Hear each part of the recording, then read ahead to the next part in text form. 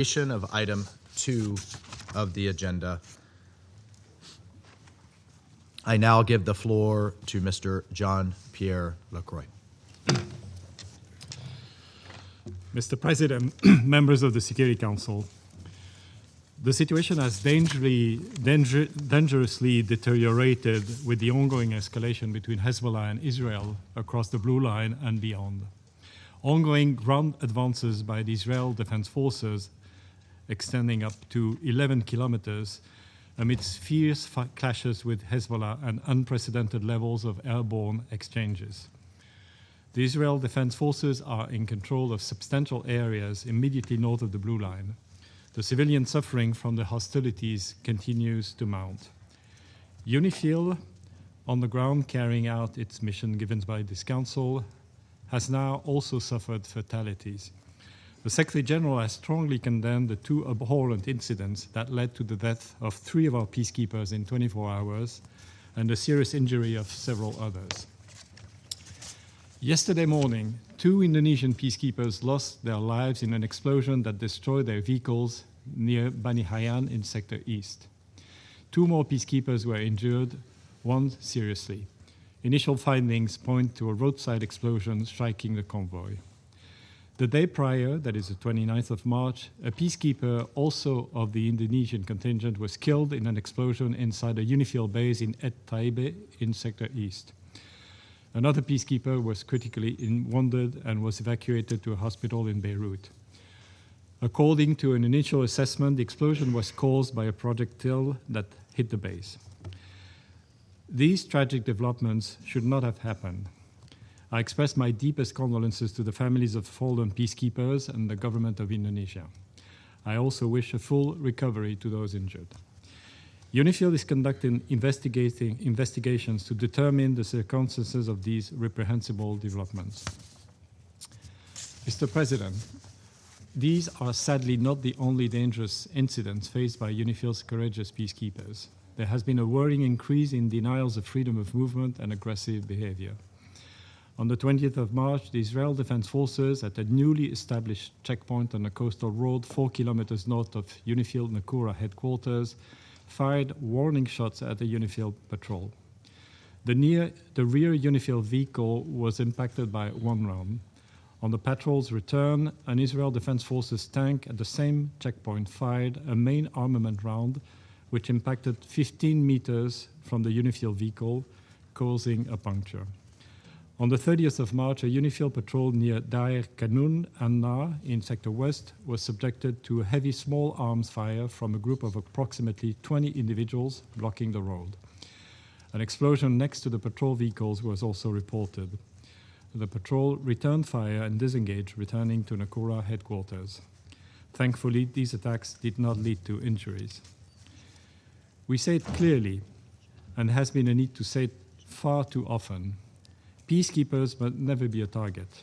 All acts that endanger the peacekeepers must immediately stop.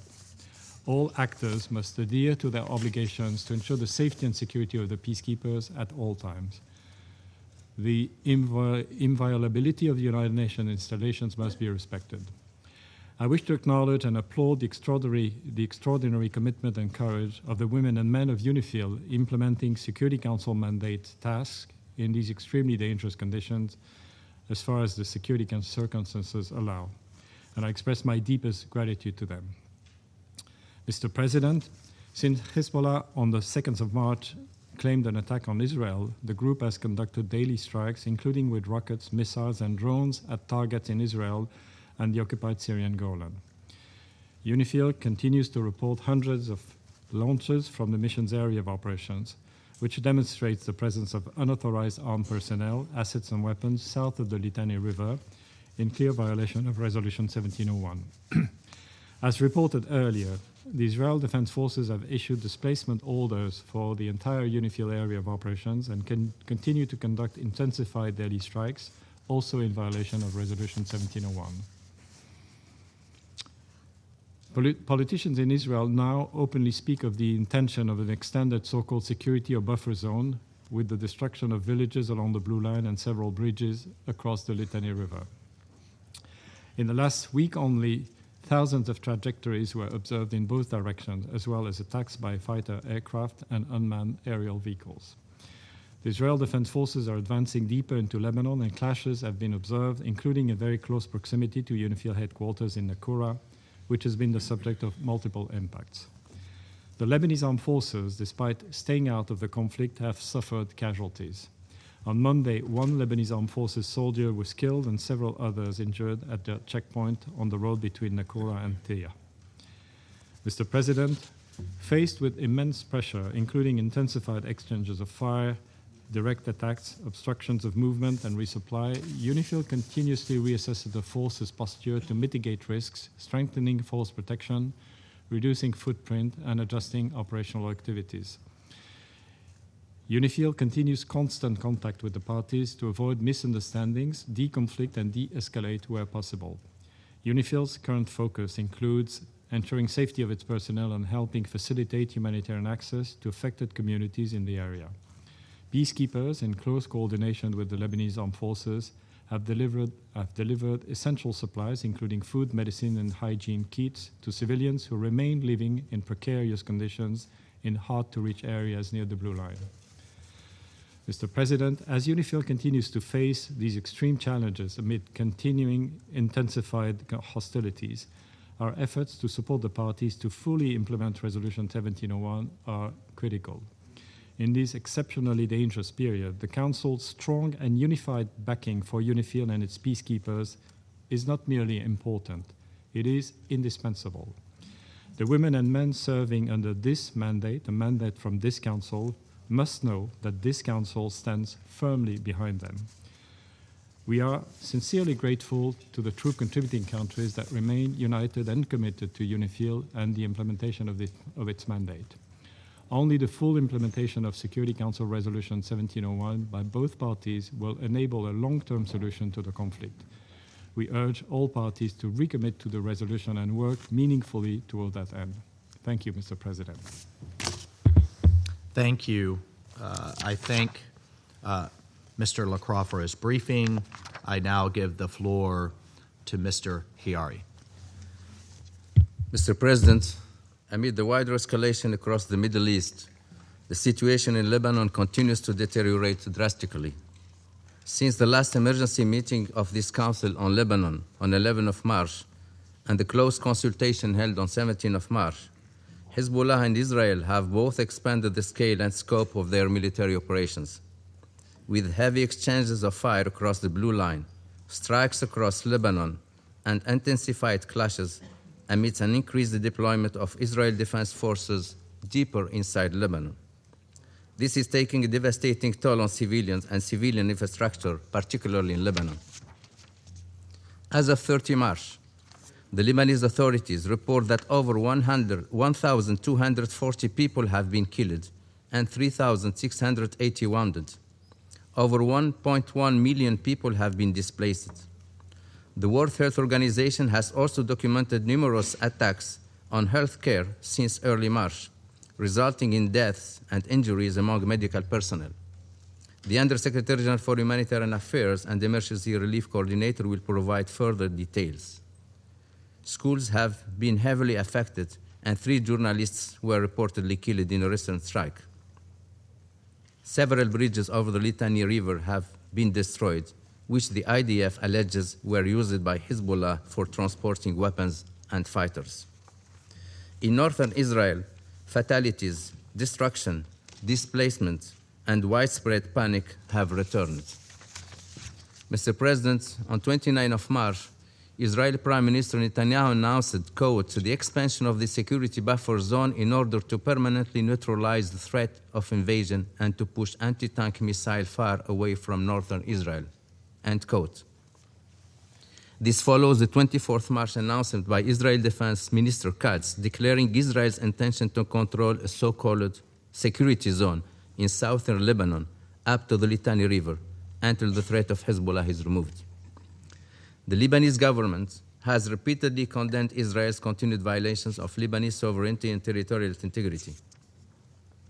President Aoun has reaffirmed Lebanon's readiness to engage in direct negotiations with Israel under international auspices. While the Lebanese government has taken commendable steps to address non-state arms, two things are true at once. The government needs time and space, not under fire, to implement its decisions. And more assertive actions, extending beyond the military realm, are needed to bring a state monopoly on arms into being. But Hezbollah not only blatantly rejects the decisions by the Lebanese government, but also actively defies them.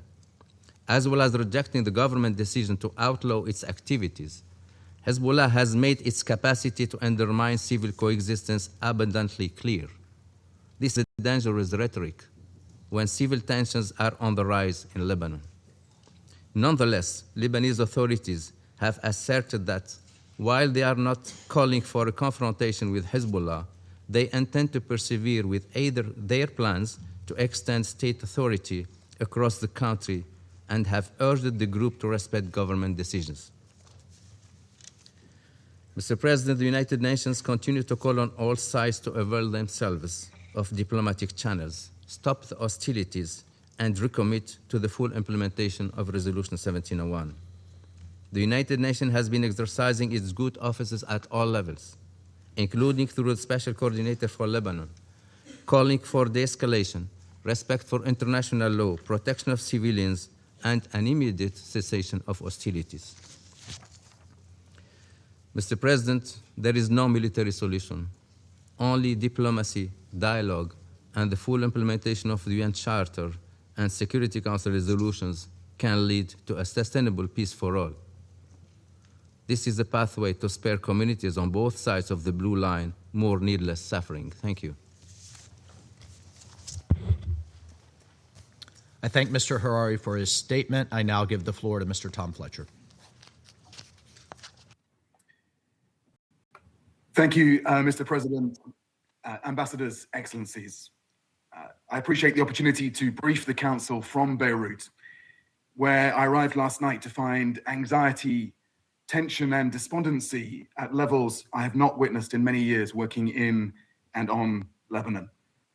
The gravity of this moment, as described by my colleagues, was of course forefront in my meetings today with President Aoun and Prime Minister Nawaf Salam, and I will discuss the moment further with Speaker Berry tomorrow. I've heard again in my meetings the courageous call for dialogue with Israel for implementation of UNSCR 1701 and for full state authority over arms. Yet even now, the sounds of the airstrikes in the Beirut suburbs not far from here can be heard, and the hum of drones has been constant. As you heard from USG Lacroix and ASG Khari, today's discussion is therefore urgent. The situation on both sides of the blue line demands not only the Council's closest attention, but also your collective action to avert an even worse crisis. I join my colleagues in mourning the recent deaths of 3 UN peacekeepers. Since I last briefed you on the 11th of March, the humanitarian consequences of the latest regional escalation have grown even more acute across Lebanon. Over the past 4 weeks, more than 1,240 people have been killed, including 87 women and 124 children. Some 52 first responders are among those killed, and another 3,500 people have been injured. Hostilities continue across southern Lebanon, across Beirut's southern suburbs, the Dahiyeh, and parts of the Bekaa. Hundreds of thousands of civilians remain in harm's way, especially with military advances flattening entire villages. Meanwhile, rockets continue to be fired indiscriminately by Hezbollah over the blue line into northern Israel, causing harm and fear among civilians there. In Lebanon, more than 1.1 million people have been displaced over the past 4 weeks, including more than 370,000 children. Over 200,000 people have crossed into Syria in the past month. A cycle of coercive displacement is unfolding. Displacement on this scale, of course, heightens exposure to additional dangers, particularly for women and girls living in overcrowded and unfamiliar settings. I saw the impact of that myself this morning. Lebanese and Syrian families I spoke to talked of deep uncertainty, their resilience stretched thin, growing frustration at being unable to return home safely. Many Lebanese families described fleeing fighting in 2024, only to do so again in 2026. I met Syrians displaced many times since 2013, recounting their latest upheaval. People told me consistently that displacement is not a solution, but a painful last resort for them, a temporary way to preserve their dignity while they wait for conditions that allow them to go back to their villages and neighborhoods. Above all, they asked us not to reduce their suffering to numbers. They want their lives, their losses, and their hopes to be seen and to be heard. Mr. President, even before this latest violence, tens of thousands remain displaced, and entire communities were surviving with only partial access to healthcare, water, electricity, education. The current escalation is compounding a situation that is already critical. 51 primary healthcare centers and 4 hospitals are currently closed due to hostilities, with others damaged or operating at reduced capacity. Schools and public universities are being used as shelters, leaving thousands of children without access to learning. 6 of the 8 bridges south of the Litani River have now been destroyed, and more vital infrastructure is under attack. Essential access routes have been damaged. Growing constraints hinder civilians' ability to move to safety and humanitarian partners' ability to reach those most in need. Entire communities are becoming increasingly isolated. International humanitarian law is clear. Civilians, wherever they are, in Israel and in Lebanon, must be protected. This includes allowing them to move away from the dangers of hostilities to safer areas.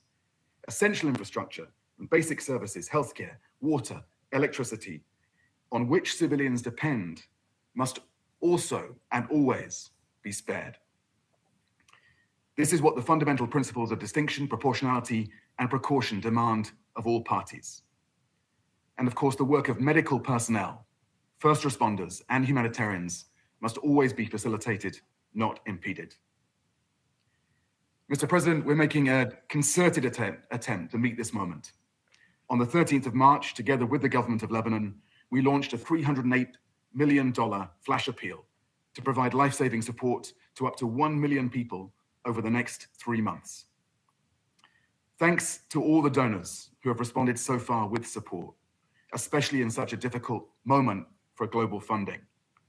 We've received $94 million so far, including a third of that from OCHA, and the appeal continues, rallying funds for life-saving support, even as so much more is still needed. In the last 4 weeks, we've scaled up our humanitarian operations, delivering 2.8 million hot and cold meals to help ensure adequate sustenance. I saw myself this morning 3,000 of those meals ready for distribution. Non-food support has also grown to keep pace with large populations on the move. More than 122,000 thermal blankets, 99,000 mattresses, nearly 50,000 sleeping mats have been provided. 58,000 hygiene kits, 26,000 menstrual hygiene kits have also been distributed. Humanitarian partners have delivered more than 875,000 liters of bottled drinking water, 15,000 cubic meters of trucked water. Fuel has been supplied to sustain water services for 412,000 people. Mr. President, in my short time back in Lebanon, the message from communities here is painfully clear. They want safety, they want dignity, they want this to stop. They want to escape this cycle of crises. And they look to members of this council to heed these calls. We have often said that we cannot let Lebanon fail. Now is a real test of that promise.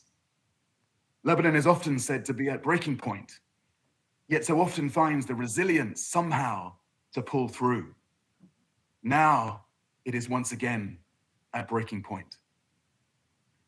So I have 3 messages for the Lebanese people. First, continue to respond with generosity to your fellow Lebanese. You are the humanitarian front lines right now. I know that you will meet this moment. Second, Retain a commitment to national identity. You must rise above the forces that seek to divide you. And third, don't give up on the idea of Lebanon. If coexistence fails here, it stands to fail everywhere. And finally, Mr. President, my three asks for this council. First, given the trajectory that some Israeli ministers have described, and given what we have seen in plain sight in Gaza, how will you protect civilians? Secondly, given the intensity of the coercive displacement that we are seeing, how should we prepare collectively as the international community for a new addition to the list of occupied territories? And thirdly, given the political tension here in Lebanon and the fragility of political structures, how should we prepare for the potential terror of a fresh round of internal targeting and political strife? These questions are daunting. They are not easy. They are challenging, but they are precisely the kind of questions that the Security Council and the United Nations must confront if we too are to meet this moment. Thank you, Mr. President. I thank Mr. Fletcher for his statement. I now give the floor to those council members who wish to make statements. I give the floor to the representative of France. Merci, Monsieur le Président. Thank you, President. Monsieur le Président, avec l'Indonésie, with Indonesia, la France a demandé la France tenue de cette called réunion for the d'urgence à holding la of this suite des attaques emergency meeting gravissimes, following the inacceptables et heinous, injustifiables que unacceptable les and casques bleus de unjustifiable la FINUL ont attacks subis that ces the derniers jours. UNIFIL Blue Helmets Ces have attaques suffered in s'inscrivent recent dans le days. prolongement d'une These série d'autres attacks attaques et are the incidents latest in similaires a series of observés lors des attacks and derniers similar mois que la incidents France a condamnés avec fermeté à observed in plusieurs recent months reprises. that France strongly Cette condemned on situation ne many saurait occasions. durer. This Aussi, Monsieur le situation Président, cannot je vous go remercie on. d'avoir Also, organisé President, I cette would like réunion to dès ce thank you matin for et je organising remercie this pour leurs meeting this exposés morning. I'd like to Monsieur le thank Secrétaire Général aux the opérations de briefers paix, too, Monsieur Jean-Pierre Lacroix, Monsieur le USG Secrétaire Jean-Pierre Général Lacroix, aux affaires humanitaires Tom and Fletcher in the et section of Monsieur le Humanitarian Sous-Secrétaire Général Affairs, pour les Tom affaires politiques, Fletcher, and Khaled ASG Chiari, for pour leurs Political Affairs, exposés, Khaled leurs Chiari. remarques, leurs I thank them observations for their et briefings, leurs comments, demandes de and conseil. observations and their 3 casques requests bleus to the indonésiens Council. sont morts dans 3 les dernières 48 Indonesian heures. Blue Helmets have 3 died soldats in de the la paix last 48 engagés au hours. service de 3 la communauté peacekeepers internationale working for the benefit of the tués dans international l'exercice de community leur mission killed au in the Liban. exercise of their La mission in France leur Lebanon. rend hommage. France would like to pay Elle tribute to exprime aux them familles des victimes, and express à to the families of the l'Indonésie, victims, to sa solidarité Indonesia la plus as well, profonde its et ses deepest condoléances les plus solidarity and sincères. its most sincere Elle exprime condolences. sa We reconnaissance would like to à express l'ONU, also our gratitude to aux the soldats qui UN maintiennent and la to paix the soldier, avec le peacekeeping casque bleu. soldiers Elle working souhaite un alongside prompt them. rétablissement au We personnel wish blessé. a swift Elle salue aussi recovery le to injured professionnalisme, personnel, le courage, and we l'engagement commend de tous the les personnels courage, onusiens au professionalism Sud-Liban and et commitment of partout all dans le UN monde. personnel in South Elle Lebanon réaffirme son and soutien around au the mandat de world. la FINUL, France reaffirms qui its doit support pouvoir for the l'exercer UNIFIL pleinement, mandate, which sans it must be allowed entrave, to carry out jusqu'à in sa full fin telle que without prévue par la hindrance résolution until 2790. the end that is set forth in Resolution Des incidents 2790. graves ont également été Grave commis par incidents have also Israël been committed à by l'encontre Israel du contingent against the français à French Nakura, contingent in Nakura, en particulier and à l'encontre particularly du chef against d'état-major de the la head of force. the military of the Les force. soldats israéliens ont Israeli fait preuve d'une soldiers attitude have shown an agressive, aggressive attitude, d'intimidation et carried d'atteinte à out la sécurité des intimidation and personnels attacked du the security contingent of français, personnel of the alors French même que contingent les at a procédures time when de déconfliction deconfliction avaient procedures été dûment had been respectées. duly respected. La France condamne France avec fermeté condemns in ces strongest menaces terms directes these à direct l'encontre de ces threats personnels engagés au sein de la to FINUL. personnel Elle l'a working fait with savoir UNIFIL, aux autorités within UNIFIL. israéliennes. We share Toute this la lumière information with devra the être faite sans Israeli délai sur ces authorities, and light should be shed on what Monsieur le happened Président, ce Conseil without ne peut se delay. contenter de condamner, This il doit council agir cannot pour que settle ces for actes ne se condemning, it must reproduisent plus. act so that La this kind of protection des acts do casques not bleus est une happen again. obligation du droit international. Protection of blue qui helmets is an s'impose à obligation tous. under Cela international nous a law été incumbent rappelé on all, and this par was nos reminded briefers. Nous to us attendons by our d'Israël des briefers, and we garanties expect that concrètes Israel et immédiates. provide Les concrete and procédures de immediate déconfliction guarantees. existent et doivent être Deconflicting respectées procedures exist and must par be toutes les respected by all parties sans parties exception. without exception. Chaque jour, Every les casques day, bleus de la FINUL doivent faire UNIFIL face au blue risque de helmets tir, face risks des of mines et shooting des engins mines, explosifs improvisés, IEDs, alors qu'ils mettent en œuvre le while mandat qui they are leur a été working to confié. implement the De mandate tels actes sont bestowed upon them. inacceptables et injustifiables. These La acts are France appelle à unacceptable and nouveau unjustifiable. Israël et France le Hezbollah appeals once à again respecter la to sécurité des Israel and casques bleus. Hezbollah to respect Quiconque the personnels safety onusiens of blue porte helmets. une responsabilité Anyone devant ce who puts Conseil et UN devant la staff at communauté risk internationale should be tout accountable entière. before this council Monsieur le Président, ces and the décès entire ne peuvent international être community. dissociés President, de these deaths l'intensification cannot de la guerre au be Liban. looked at separately from the Les intensification populations of the war in civiles en Lebanon. paient Civilians are l'insupportable paying prix an unbearable Au price. Liban, plus de In Lebanon, 1200 more morts than et 3500 blessés en moins 1,200 d'un people mois, have been killed and dont des enfants, 3,500 personnels injured de in less santé et than a month, journalistes. including children, Un Libanais sur healthcare quatre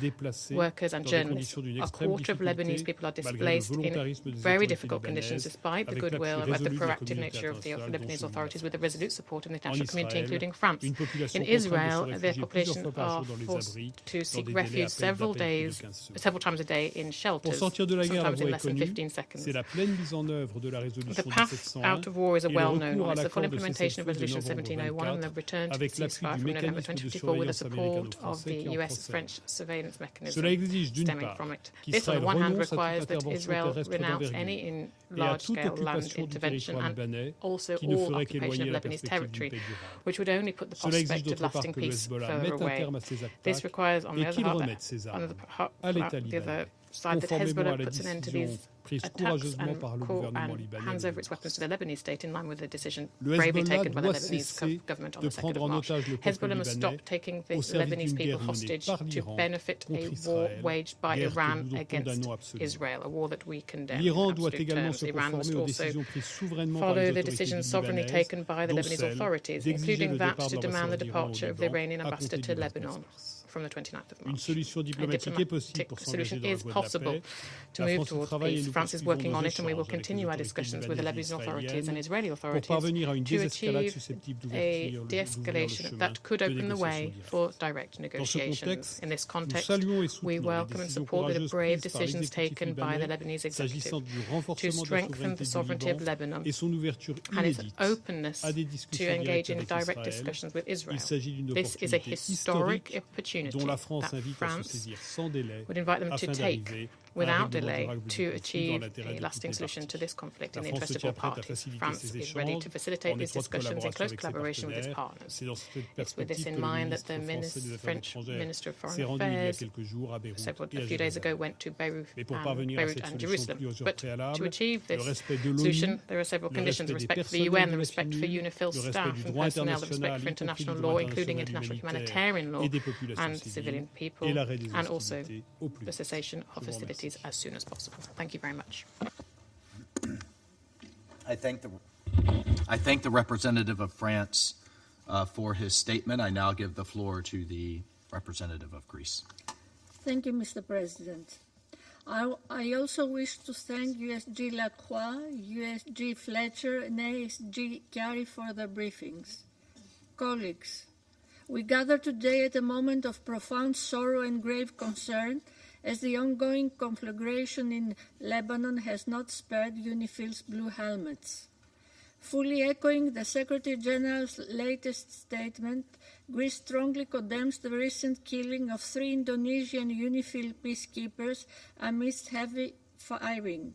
We express our condolences to the families of the fallen peacekeepers and to our Indonesian colleagues. The incident is tragically added to a series of violent attacks against UN personnel, including the injuring of Ghanaian blue helmets earlier this month and a Polish one a couple of days ago. Attacks against UN personnel are unacceptable. They constitute grave violations of international humanitarian law and of UN Security Council Resolution 1701 and must immediately stop. The safety and security of peacekeepers is non-negotiable. We call for a thorough investigation and accountability for this incident. Mr. President, Lebanon continues to pay the price of a conflict it neither chose nor can afford. We strongly condemn once again Hezbollah's attacks in support of the Iranian regime against Israel, which triggered a dangerous round of regional escalation. These attacks severely undermine the Lebanese government's efforts to restore its exclusive control over arms across the country. Restoring the state monopoly over arms throughout the country is an essential prerequisite for sustainable peace and security for Lebanon, Israel, and the region. In this regard, we commend the historic and courageous decision of the Lebanese Council of Ministers to ban Hezbollah's military activities. This is a step in the right direction. demonstrating the Lebanese government's willingness to deal with outstanding issues and deserves the full support of the international community. Lebanon should not stand alone. Greece fully supports the efforts of President Aoun and of the Lebanese government to forge strong state institutions. Empowering the LAF is essential for ensuring Lebanese sovereignty. Greece already bilaterally assists Lebanon, including the LAF, and we stand ready to participate in the international conference in Paris as soon as conditions allow. We also recognize Israel's right to self-defense. Communities in northern Israel have suffered terribly due to Hezbollah's attacks since October 2023. However, any further escalation must be avoided. We call for a maximum restraint, and we are opposed to protracted ground operations. The expansion of Israel's military operations into Beirut and across Lebanon's territory aggravates the already fragile security situation. Greece reaffirms its support for the territorial integrity, sovereignty, and political independence of Lebanon. Full respect for Resolution 1701 and the November 2024 ceasefire agreement is essential in this regard. Mr. President, civilians are bearing the heaviest burden of this crisis. More than 1 million people have been displaced, many lives have perished, and thousands have been severely injured. The risk of broader regional destabilization, including of additional refugee flows, is growing. Civilian infrastructure, including airports, ports, and bridges across the country, do not constitute legitimate targets. Journalists, humanitarian and health care workers must be protected at all times and in all circumstances. We also express our condolences to the families of the victims and our solidarity to those impacted by this war. International humanitarian law must be upheld by all parties, everywhere and at all times. Standing in full solidarity with the Lebanese people, Greece immediately responded to OCHA's flash appeal, allocating a substantial financial contribution. We are also finalizing our contribution to strengthening Lebanon's health sector.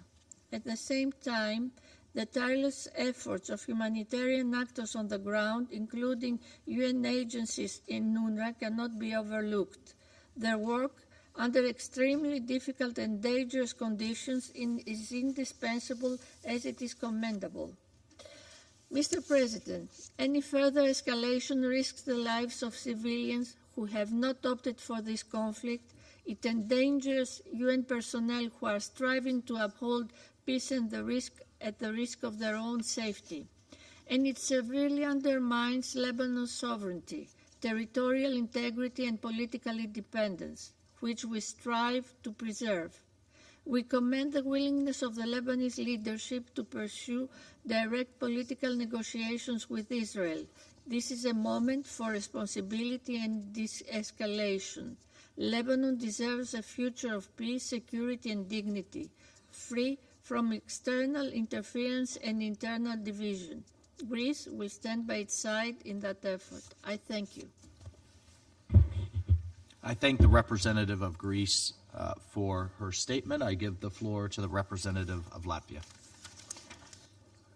Mr. President, allow me to begin by thanking you for convening this meeting on such a short notice, and I also thank France and Indonesia for requesting this meeting in light of UNIFIL casualties and the grave and escalatory situation in Lebanon. I thank USG Lacroix, USG Fletcher, and ASG Kerry for their briefings. Latvia strongly condemned the attacks on UNIFIL, resulting in the death of 3 Indonesian peacekeepers and injuries to several other peacekeepers. And we express our deepest condolences to the Republic of Indonesia. Our thoughts are with the injured and the loved ones of the deceased. We call for a robust and timely investigation to determine the perpetrators of the attacks. We call for the accountability of these blatant violations of international humanitarian law.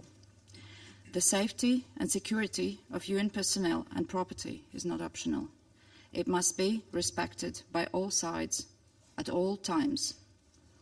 Deliberate attacks on peacekeepers are grave violations of international humanitarian law and may constitute war crimes. We call upon all members of this Council to continue stressing the crucial importance of upholding commitments agreed in Security Council Resolutions 2518 and 2730. We commend the exceptional service of UNIFIL as it continues to implement its mandate under Resolution 1701 and providing assistance to the local population even in the direst of circumstances. All essential personnel, including those from my own country, are still on duty in the midst of hostilities. The threats to safety and security of UNIFIL peacekeepers have clearly reached a threshold which demands further reflection by the UN and the mission's leadership on how to prevent further casualties while continuing to implement its mandate. The latest incidents demonstrate the current military escalation in Lebanon has serious consequences for all: the civilian populations, the humanitarian personnel, and for UN peacekeepers. Even clearly recognizable UN peacekeepers become targets when the principles of distinction, proportionality, and precaution are discarded. The ongoing conflict undermines the stability in the region and the global security. We express concern about the humanitarian crisis caused by mass displacement in Lebanon and inflow into Syria. Over 1 million people forcibly displaced, of which 370,000 are children. 3,700 injured, over 1,200 deaths. Hezbollah has dragged the people of Lebanon into a war they have no part in. Iran must stop enabling Hezbollah's military activities and armed hostilities. Hezbollah must immediately stop all aggressive actions against Israel and disarm. The Lebanese government has clearly taken a stand against the malign influence of Hezbollah and Iran in their country. We commend the Lebanese government's decision of 2nd of March to declare all Hezbollah military and security activities illegal in the whole territory of Lebanon. We also welcome the political commitment of the Lebanese government to extend its authority throughout the country and the implementation of the disarmament plan. Continued international support in these efforts remains essential. We call upon Israel to abstain from attacks against civilian infrastructure and heavily populated areas, and to respect the Lebanese sovereignty and territorial integrity. All parties must respect international law, including international humanitarian law, and ensure the protection of civilians and civilian infrastructure. Mr. President, the hostilities around the Blue Line continue to escalate, claiming the lives of civilians and UNIFIL peacekeepers with increasing frequency. International humanitarian law is being ignored. We call on all parties to the conflict to fully respect the Security Council Resolution 1701, de-escalate and work towards peace. For generations, the Lebanese people have suffered from armed conflict. Lebanon, yet again, finds itself on the brink. And we continue to stand by Lebanon and its people. I thank you. I thank the representative of Latvia for her statement. I give the floor to the representative of Pakistan. Thank you, Mr. President. I thank USG Lacroix, USG Fletcher, and ASG Khalid Kyari for the briefings that shed light on various dimensions of this situation. Pakistan condemns in the strongest possible terms the killing of 3 Indonesian peacekeepers serving under the United Nations Interim Force in Lebanon in separate attacks. This tragic and deeply disturbing incident strikes at the very heart of international law, UN peacekeeping, and the international community's collective commitment to the maintenance of international peace and security. But we know that these are not isolated incidents, but part of a disturbing pattern of attacks on UNIFIL. As USG Lacroix also noted, UNIFIL has been subjected to a persistent aggressive behavior and restrictions on freedom of oppression. The Council must not allow such violence against peacekeepers to become normalized. These missions are mandated by the Security Council, and their protection is the Council's foremost responsibility. As one of the largest troop contributing countries, Pakistan, having lost 182 peacekeepers in the line of duty, we share this profound sense of loss. We stand in full solidarity with the government and people of Indonesia, as well as with the families of the fallen peacekeepers, whose sacrifice reflects the immense risks undertaken in service of international peace and security. And we wish full and speedy recovery to the injured peacekeepers. President, attacks against peacekeepers are unacceptable and may constitute war crimes under international law. UN personnel are impartial agents of peace. Targeting them is a grave violation that undermines international humanitarian law. The failure to ensure the safety of UN personnel undermines the credibility of this Council of Peacekeeping, international law, and the collective commitment of the international community to maintain peace and protect civilians. In this regard, accountability is essential, and those responsible must be brought to justice. Pakistan calls for a prompt, thorough, transparent, and impartial investigation to establish the facts.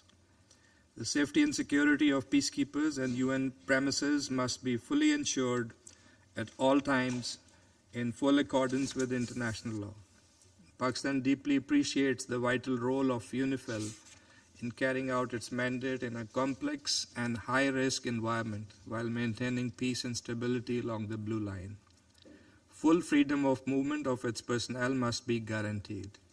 Recent artillery shelling, airstrikes, and drone attacks have increased hostile incidents against UNIFIL peacekeepers in clear violation of international law. This incident must also be viewed within the broader context. Israel's continued military actions in southern Lebanon have resulted in the death of more than 600 civilians, displacement of more than 1 million people, and widespread destruction of civilian infrastructure. Ongoing fighting and hostilities are further exacerbating the humanitarian situation and heightening risks to both civilians and peacekeepers. These developments are undermining the Lebanese government's bold steps, policy decisions, and serious commitment to peace and stability. We must not allow this. The Council must extend its full support to Lebanon. We urge all parties to adhere to their obligations under Security Council Resolution 1701 and the Cessation of Hostilities Agreement of November 2024. Full compliance with these commitments is essential to prevent further escalation and to restore stability in the region. In this context, we also call for full respect for sovereignty and territorial integrity of Lebanon. And Pakistan stands firmly with the government and people of Lebanon. President, in the light of the evolving and deeply concerning situation in the region, we stress that further escalation must be avoided at all costs. We call on all parties to exercise maximum restraint. The ultimate objective must be urgent de-escalation, restraint, and a complete cessation of all hostilities and a peaceful resolution of all issues to prevent further deterioration of the regional security environment. This Council, we believe, must fully espouse and advance that objective. I thank you. I thank the representative of Pakistan for his statement. I give the floor to the representative of Denmark. Thank you, Mr. President. And let me also thank Undersecretary Lacroix, Undersecretary Fletcher, and Assistant Secretary General Khiari for their informative and alarming briefings. We also thank France and Indonesia for calling this urgent meeting, which we agree is both necessary and timely. Recent days' events illustrate how fragile and dangerous the situation in Lebanon has become, and how crucial it is to prevent further escalation for the civilians of Lebanon and Israel alike. Mr. President, we condemn in the strongest possible terms the attacks on UNIFIL, which in the past 2 days have caused the deaths of 3 peacekeepers and the serious injuries of others. We look forward to the results of UNIFIL's full and thorough investigation into these incidents. Peacekeepers are clearly protected under international humanitarian law, and any deliberate targeting against peacekeepers is unacceptable. Denmark extends its deepest condolences to the families of those killed, as well as to the government and people of Indonesia. We wish a speedy recovery for those injured. The brave women and men of UNIFIL serve under the UN flag in the pursuit of peace. They are the embodiment of multilateral solidarity and cooperation in action, and these incidents represent a direct attack on these principles. We commend UNIFIL for its continuous work, despite the extremely challenging circumstances, and stress our unwavering support for the mission. Mr. President, as we've said before, we strongly condemn Hezbollah's continued attacks against Israel, which has dragged Lebanon into yet another unwanted war and must stop immediately. Denmark is concerned about the significant humanitarian and civilian consequences of Israel's military operations in Lebanon and underlines that all military actions must be conducted with full respect for international humanitarian law, including the principles of proportionality, distinction, and precaution. The protection of civilians must be ensured, and unimpeded passage of humanitarian relief must be facilitated. Recent statements by, for instance, the Israeli finance minister about the intention to move the Lebanese-Israeli border to the Litani River are deeply concerning. This area makes up 1/10 of Lebanon's territory, is home to hundreds of thousands of Lebanese, and includes cities with a rich and diverse cultural heritage. We strongly urge Israel to refrain from any large-scale ground invasion or long-term occupation of Lebanese territory that risk escalating the hostilities beyond control. This includes withdrawing its forces from occupied areas in Lebanon in line with the November 2024 cessation of hostilities agreement. Denmark calls for respect for Lebanon's sovereignty, territorial integrity, and independence in line with resolutions 1701 and 1559. Hezbollah must cease all attacks on Israel and respects the Lebanese state's exclusive authority over all arms and military activity. The Lebanese government has taken unprecedented steps in its efforts to disarm Hezbollah. We fully support the government's efforts in this regard. Mr. President, with reports of 1.1 million displaced in Lebanon, including over 350,000 children and more than 1,200 killed, including many civilians, the humanitarian situation is quickly reaching unmanageable levels. The majority of the displaced lack formal shelter, protection, food, and medical services. Humanitarian access to the south is significantly restricted for an estimated 150,000 people. Denmark condemns all attacks directed at civilians and civilian infrastructure, including first responders and healthcare personnel. Since March 2nd, we've seen 87 attacks on healthcare in Lebanon, resulting in more than 50 deaths among healthcare personnel and many more wounded. This must stop. Denmark recalls resolutions 2286 and 2730 on the protection of medical staff and facilities and the protection of humanitarian workers. We urge all parties to fully respect their obligations under international humanitarian law, uphold these resolutions, and ensure that all civilians, including medical staff and humanitarian workers, are protected and do not become the targets of attacks. Denmark also expresses our deep concern over the reported attacks on journalists and recall that civilians must be protected under international humanitarian law. Mr. President, in closing, as the situation in the region continues to escalate and the path to stability cannot be selective but must be comprehensive, we must not allow developments in Lebanon to be overshadowed by other events. We must collectively and strongly insist on de-escalation.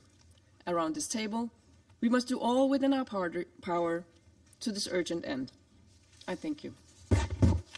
I thank the representative of Denmark for her statement. I give the floor to the representative of Somalia.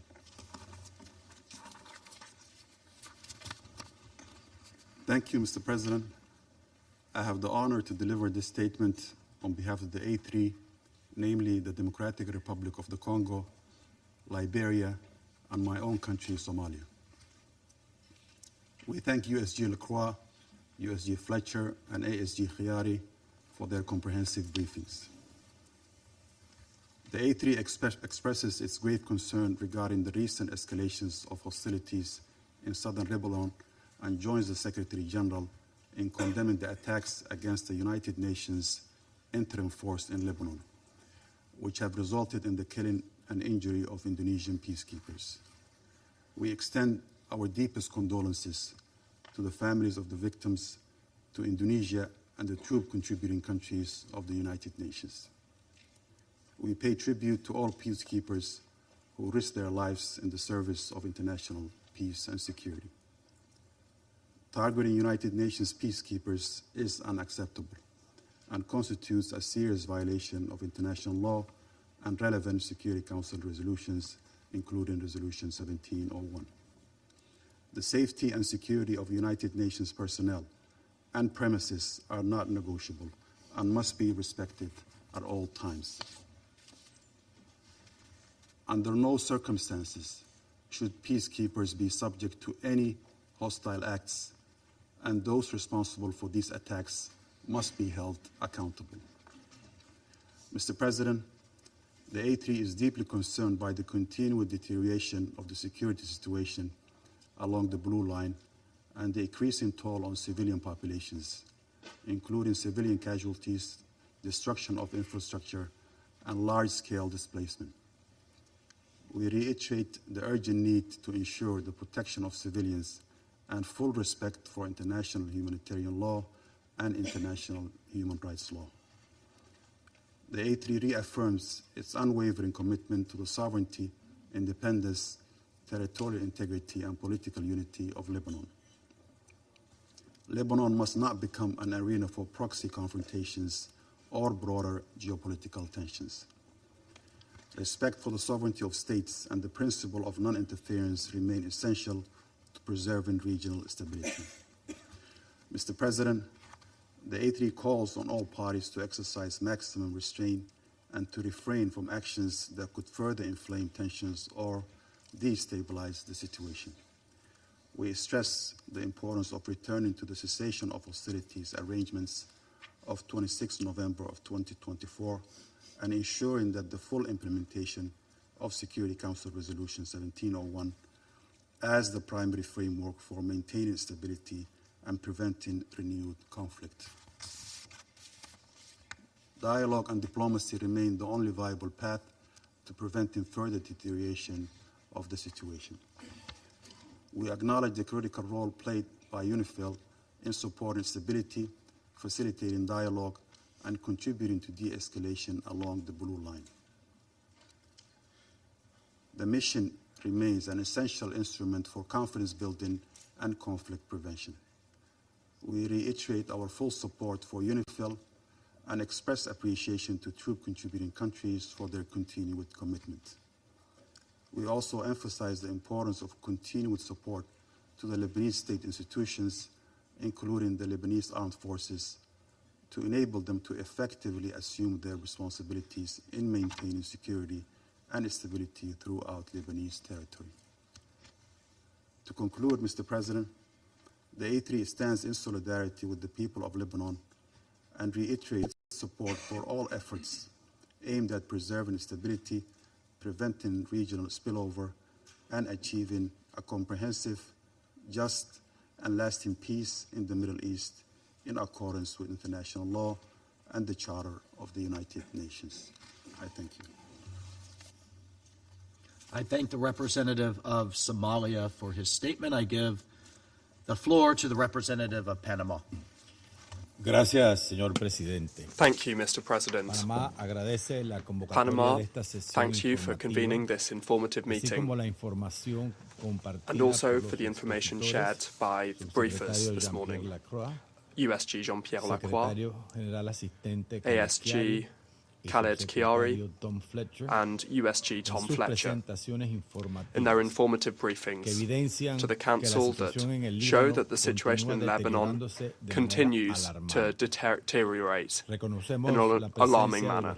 We recognise the presence of the representatives of Lebanon, Israel, Indonesia and Poland who grace us with their presence this morning. 20 days have gone by already since the last meeting of this Council, and far from seeing a de-escalation, the situation in Lebanese territory, including continuous bombings and fighting, has got significantly worse, with an increase in humanitarian consequences. Panama reiterates its condemnation of Hezbollah for the attacks and the irresponsible actions that have unleashed the current spiral of violence. In line with the most recent information from the Office for the Coordination of Humanitarian Affairs, OCHA, since March 2nd, we have seen more than 3,900 incidents of hostilities, with at least 1,100 people killed, including tens of women and children, and more than 3,200 injured.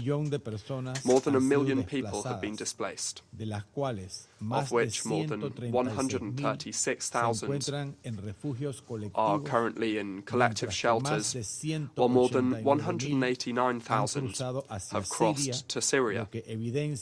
This shows the regional dimension of this crisis. Panama categorically rejects the attacks against the civilian population, as well as against civilian infrastructure, including health centres and medical personnel. And these continue to claim lives and to aggravate the suffering of the population.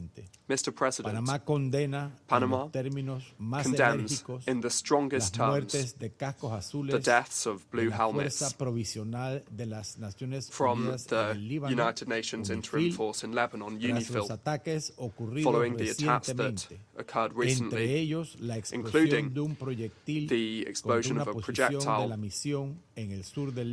on a UNIFIL position in the south of Lebanon, as well as the serious injuries suffered by members of the contingent that reflects the deterioration of the security conditions on the ground. Panama expresses its most sincere condolences to the families of the blue helmets who lost their lives, in particular to the Indonesia contingent, as well as to the state that they belong to, and we extend our full solidarity to UNIFIL personnel. This tragic incident is yet another on the list of recent incidents, including the one where 3 blue helmets from the Ghana contingent were injured. And this shows a concerning pattern of growing risks for peacekeeping personnel and constitute grave violations of international law, including international humanitarian law of Resolution 1701, as well as of the fundamental norms that protect United Nations personnel and their inviolable character. It's essential for these occurrences to be investigated and for there to be accountability, so that impunity does not provide cover for actions like this one in the present and in the future. As UNIFIL itself has stated, nobody should lose their life serving the cause of peace. Panama reaffirms its full support to the work of UNIFIL, whose presence remains essential to reduce tensions, to support the deployment of the Lebanese army, and to preserve the stability across the Blue Line. Mr. President, Panama reiterates its firm support and its recognition of the sovereignty, territorial integrity, unity and political independence of the Lebanese state, and of its government and institutions, in particular the Lebanese armed forces, to strengthen the authority of the state across the whole of its territory and to be able to advance towards the principle that the monopoly over the use of the legitimate use of force and arms lies exclusively with the state, and this in line with Resolution 1701. We reiterate, in light of this grave situation, an appeal to all parties to return to the cessation of hostilities agreement of the 27th of November 2024 and to fully comply with their obligations under international law. We urge seizing this opportunity to return to dialogue and negotiations, those offered by the Lebanese government to Israel. There is no military solution to this crisis. The full implementation of Resolution 1701 remains the fundamental framework that will guarantee stability across the Blue Line and allow us to move towards a lasting solution. Thank you very much. I thank the representative of Panama for his statement. I give the floor to the representative of China.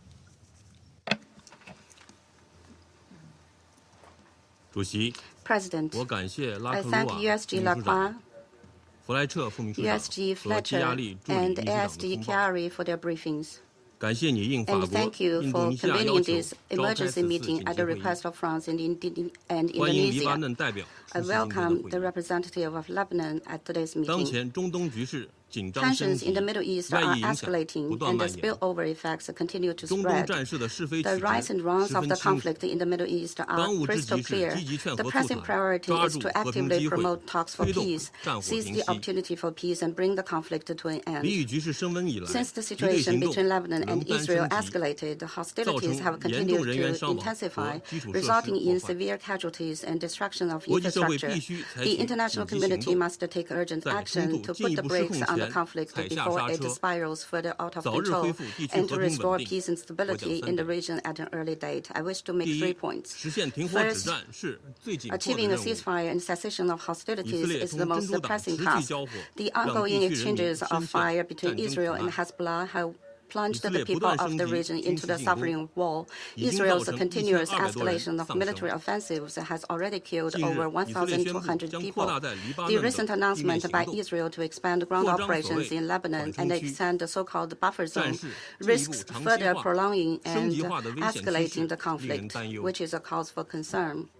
Lebanon must not become another Gaza, and the international community must never allow the tragedy of Gaza to be repeated. China calls on the parties concerned to immediately cease hostilities and work to de-escalate the situation.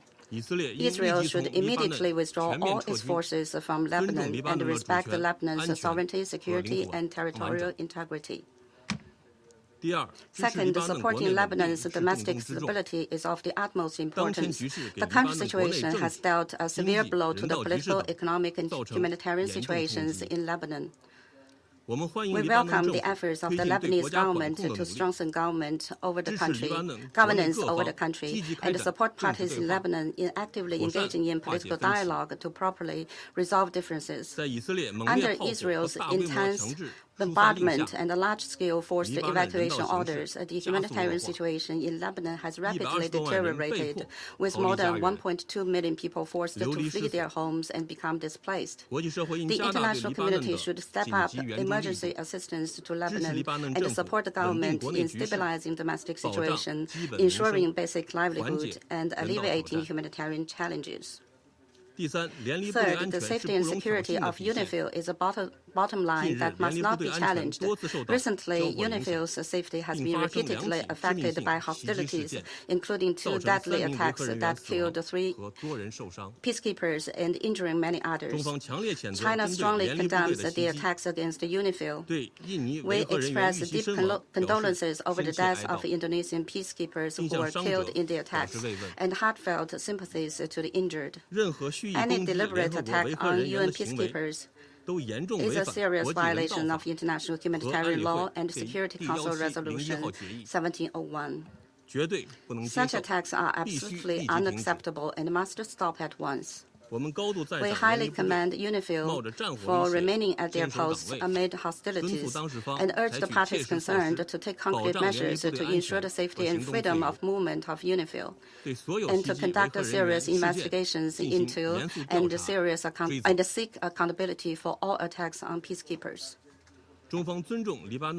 China respects the sovereignty, security, and territorial integrity of Lebanon and stands ready to work with the international community to make unremitting efforts to help de-escalate tensions between Lebanon and Israel and restore peace and stability in Lebanon and the Middle East. Thank you, President. I thank the representative of China for his statement. I give the floor to the representative of the Russian Federation. President, we are grateful to USG Jean-Pierre Lacroix and Tom Fletcher and also ASG Khalid Firari for their comprehensive briefings on the situation in Lebanon, which we are very concerning also. The nigh-on month of military escalation along the Blue Line and beyond is affecting not only our friends, the Lebanese people, but also peacekeepers of UNIFIL deployed in the south of the country. A clear and at the same time tragic confirmation of this is the death of 3 UNIFIL personnel in the last 48 hours and the injuring of several others. We express our sincere condolences to the families of the victims and we wish a swift recovery to the injured peacekeepers. From what we can ascertain, according to comments from the leadership of the UN and UNIFIL, the investigation into what happened in the south of Lebanon is ongoing. We trust that the UN Secretariat will soon receive comprehensive information on this, including on who carried out this flagrant attack. Russia decisively condemns all attacks on UNIFIL troops, whoever the perpetrator was. We support the calls of the UN Secretary-General Antonio Guterres to parties to the conflict to comply with the norms of international law and guarantee the security of blue helmets. We strongly believe in the need for a swift ceasefire in the Lebanon-Israel border area.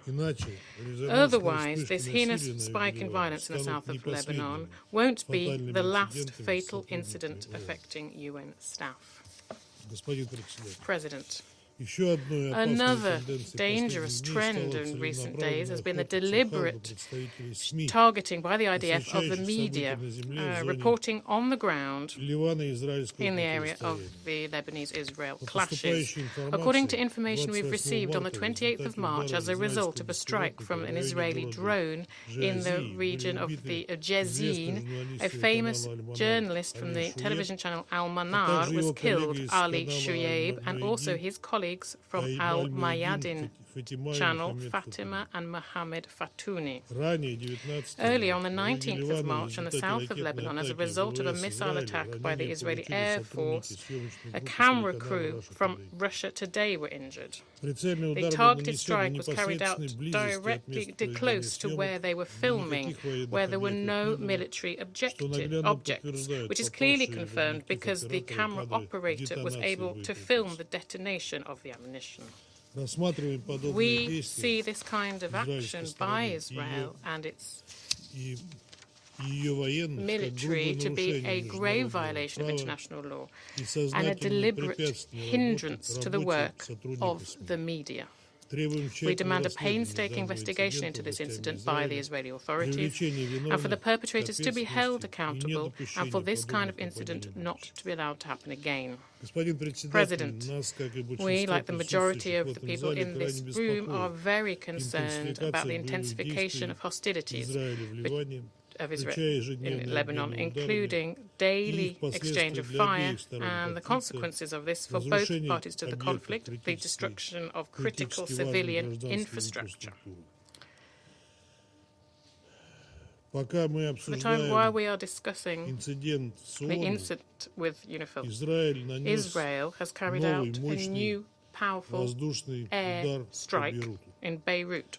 I'd like to recall once again that the root cause of this escalation in the Lebanese-Israel confrontation is the aggression of Washington and West Jerusalem against Iran, which was the tripwire for a broader destruction of the fragile stability in the Middle East. Unfortunately, many members of the Security Council are stubbornly silent about this and continue to try to place all responsibility exclusively on the Lebanese pushback, presenting it as the main culprit for the spike of violence along the Blue Line. At the same time, they stay quiet about the many violations of Israel's regime of the ceasefire over the last year and a half.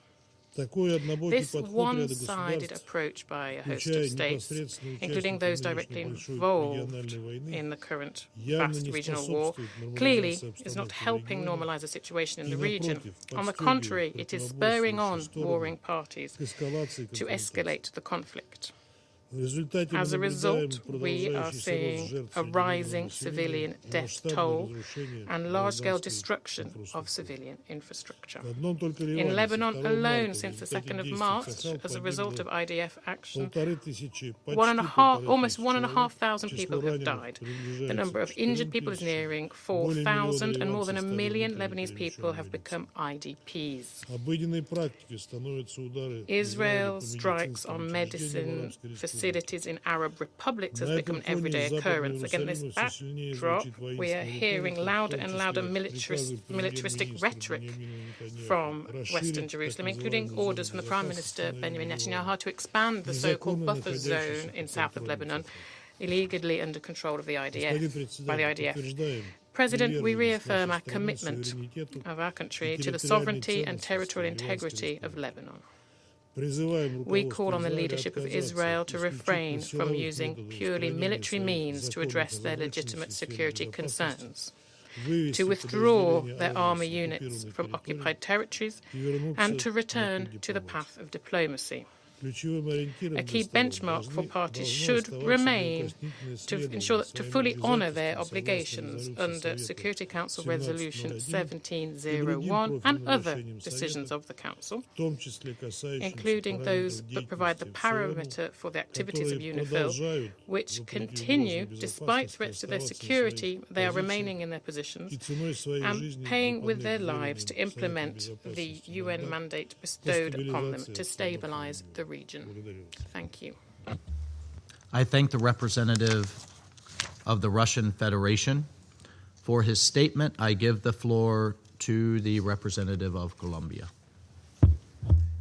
Señor Presidente, Mr. agradezco a la President, Presidencia por la organización I de thank esta the reunión Presidency for y al organising this señor meeting Jean-Pierre Lacroix, and Mr. Secretario Jean-Pierre General Lacroix, Adjunto de Operaciones Under-Secretary de General Paz, for Peace al señor Operations, Khaled Hiari, Mr. Khaled Secretario Hiari, General Adjunto para el Medio Oriente, Assistant Secretary General y al for señor Middle Tom East, Fletcher, and Mr. Tom Secretario Fletcher, General Adjunto para Under-Secretary General Asuntos for Humanitarian Humanitarios, por Affairs sus and presentaciones. Emergency Relief Coordinator. Señor Thank you all for your Presidente, los briefings. reportes Chairman, oficiales President, y la rather, the información official reciente reports and recent confirman information un deterioro confirm alarmante de an la alarming situación de seguridad deterioration of the humanitaria en el security and Líbano. humanitarian situation En in nuestra última Lebanon. intervención, In mi our last delegación statement, advirtió my que la delegation situación warned exigía una that the respuesta situation required internacional an urgente urgent para international evitar response in order precisamente el to escenario avoid que hoy precisely enfrentamos. the situation that we're Frente facing a este today. panorama, Colombia Against this reitera backdrop, su llamado Colombia a todas reiterates las its appeal partes to a all respetar parties plenamente to el derecho fully respect internacional, international law, incluidas las including disposiciones de la the Carta de las provisions of the Naciones United Unidas, Nations Charter, el derecho internacional international humanitario y las humanitarian law, resoluciones pertinentes and del Consejo de relevant Seguridad, resolutions en of the particular Security la Council, in resolución particular Resolution 1701. 1701. No puede haber solución There can be sostenible no sin sustainable apego a solution estos marcos. without respecting these Por ello frameworks. es imperativo This is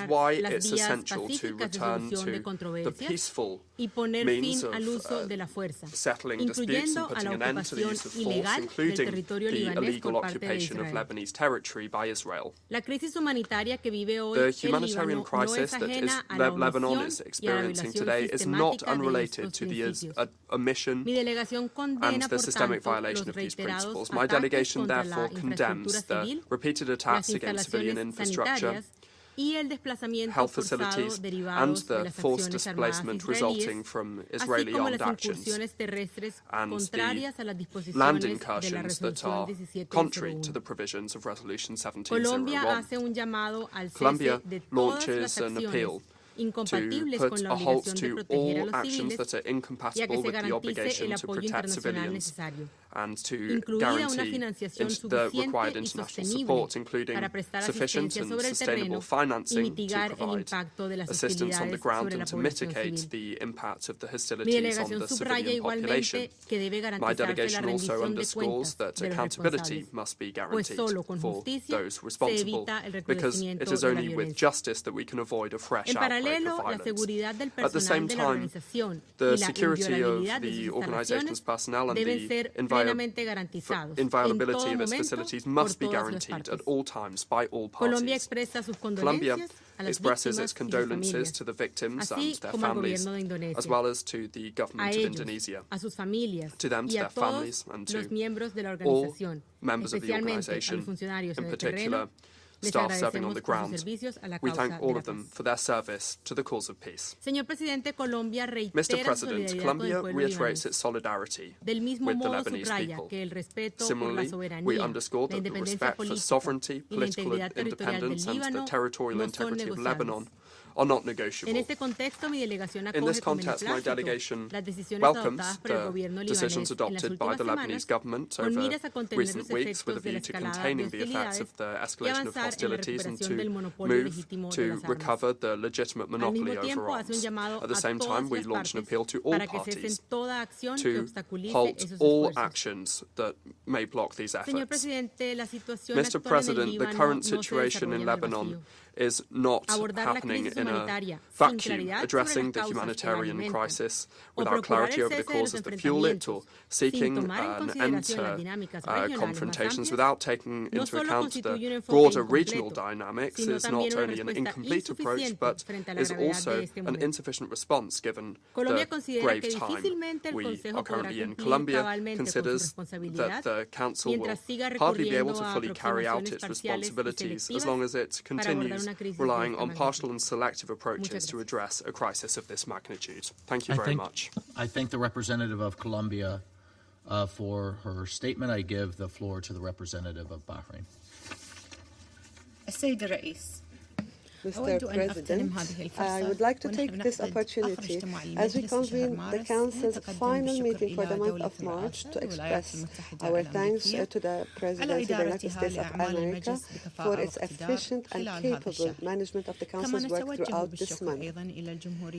We also thank France for its swift response to the dangerous escalations in southern Lebanon and for requesting the convening of this meeting.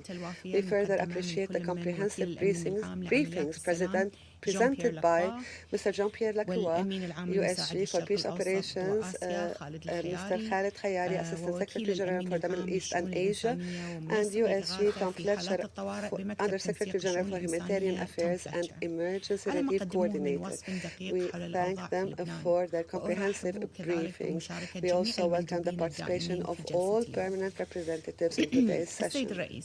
Mr. President, the Kingdom of Bahrain strongly condemns the attack targeting United Nations Interim Force in Lebanon, UNIFIL, which resulted in the killing of 3 of its personnel and the injury of 5 others. Bahrain affirms that targeting peacekeepers constitutes a blatant violation of international law and of Security Council's resolutions. The Kingdom extends its sincere condolences and sympathy to the families of the victims, to the government of Indonesia, and to the United Nations, and wishes the injured speedy recovery.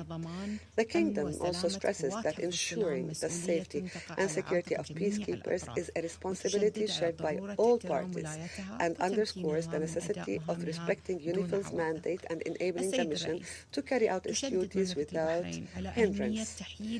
We emphasize the importance of keeping Lebanon away and neutral from regional conflicts and reject any attempt to drag Lebanon into such confrontations. The Kingdom reaffirms its steadfast position in support of the sovereignty, unity, and territorial integrity of Lebanon and highlights the need to empower the Lebanese state institutions to exercise full authority over all its territory in a manner that safeguards national security and stability and fulfills the aspirations of the Lebanese people. In this context, we value the steps recently taken by the Lebanese government, which demonstrate a clear seriousness in working to ensure state monopoly of weapons and to ensure weapons stay in the hands of the legitimate institutions, including measures related to disarming the so-called Hezbollah. The Kingdom also expresses its appreciation for the Lebanese government's explicit stance in rejecting and condemning the attacks carried by Hezbollah, which threaten Lebanon's stability and represent a dangerous escalation in the region, as well as for the Lebanese government efforts to impose an immediate ban on all security and military activities associated with the group. We also welcome the announcement by the Lebanese leadership of its intention to engage in internationally mediated negotiations with Israel to reach an immediate ceasefire. This reflects a sense of national responsibility and a desire to spare Lebanon further escalation. Mr. President, in this context, the Kingdom of Bahrain condemns any escalation that could widen the scope of confrontations and turn them into a full-scale regional conflict. We also condemn any violations of the ceasefire agreement. We condemn the expansionist-oriented Israeli statements and warns of the dangers of any ground incursions that may undermine Lebanese sovereignty, threaten its security and safety, cause civilian casualties, exacerbate humanitarian conditions, and trigger large-scale displacement. All these developments carry grave implications for regional stability. The Kingdom stresses the need for full adherence to the international law and international humanitarian law, particularly in terms of the protection of civilians and civilian infrastructure, ensuring the unimpeded delivery of humanitarian assistance. Mr. President, Bahrain affirms that supporting the Lebanese armed forces and the internal security forces, strengthening their capabilities remains a cornerstone for preserving Lebanon's stability and safeguarding its sovereignty and security. This requires intensified international efforts to provide the necessary support, enabling these institutions to perform their duties effectively, especially in southern Lebanon. In conclusion, the Kingdom of Bahrain reaffirms that preserving Lebanon's unity, stability, and sovereignty is a collective responsibility. It calls on all parties to abide by the relevant international resolutions, foremost among them Security Council Resolution 1701 of 2006, and to work urgently toward consolidating the ceasefire and preventing further escalation. Thank you. I thank the representative of Bahrain for her statement. I give the floor to the representative of the United Kingdom. Thank you, President. I thank USG Lacroix, ASG Chiari, and USG Fletcher for briefing us today.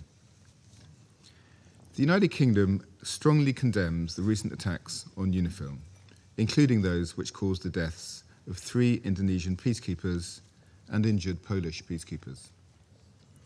Our thoughts are with the families of the deceased and with the injured. Such attacks are unacceptable.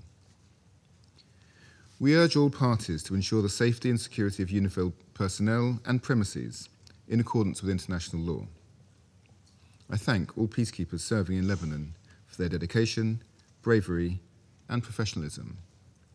Many of us here had the opportunity to meet them during our visit to Lebanon in December. President, the UK is clear in its condemnation of Hezbollah's decision to join Iran's attacks against Israel. Hezbollah's attacks on Israel, including civilian communities south of the Blue Line, must cease immediately. The actions of this proscribed terrorist group at the instigation of the Iranian regime, are once again drawing the people of Lebanon into a conflict they do not want and which is not in their interests. I commend the Lebanese government's decision to ban all Hezbollah military activity and initiate a plan to bring all weapons under state control. We will continue to support the Lebanese armed forces as they undertake this task, as Lebanon's sole legitimate defender. However, Israel's decision to expand its ground operations further into Lebanon undermines this work and threatens Lebanon's sovereignty. Strikes on Lebanese armed forces positions are also deeply concerning. President, as we've heard here, the conflict is causing a deepening crisis with dire consequences for civilians. The humanitarian toll is staggering. More than 1 million people have been forced from their homes, with women and children facing the greatest risks. Among the displaced are over 12,000 pregnant women, many struggling to access essential health care. At least 121 children have been killed, and countless others are enduring the trauma of violence, loss, and upheaval. Attacks impacting healthcare facilities have intensified, with more than 50 health workers killed to date. This is unacceptable. All parties to the conflict must uphold international humanitarian law. Civilians and critical infrastructure must be protected and humanitarian access enabled. The United Kingdom has provided $12 million in support of the government of Lebanon's efforts to reach vulnerable communities. We stand with those working tirelessly to protect civilians and deliver life-saving assistance. And finally, President, we support the urgent need for direct negotiations between the governments of Israel and Lebanon. This is the only path towards lasting peace and security for people both sides of the Blue Line. Both Israel and Lebanon want to see an end to Hezbollah's ability to threaten the region. Further expansion of this conflict will only repeat the cycle of violence across the Blue Line and drag the region further into crisis. I thank you. I thank the representative of the United Kingdom for his statement. I will now give a statement in my capacity as a representative of the United States. And colleagues, I too thank you. I thank our briefers for their thorough updates, and I thank France for convening this urgent meeting. We too mourn the loss of 3 Indonesian peacekeepers on March 29th and 30th, and we do extend our heartfelt condolences to their families, to their loved ones. And colleagues, we honor their sacrifice in the service of international peace and security. We also wish a full and swift recovery to the other UNIFIL peacekeepers who were injured. Colleagues, one of those that we mourn is Private First Class Ramadan.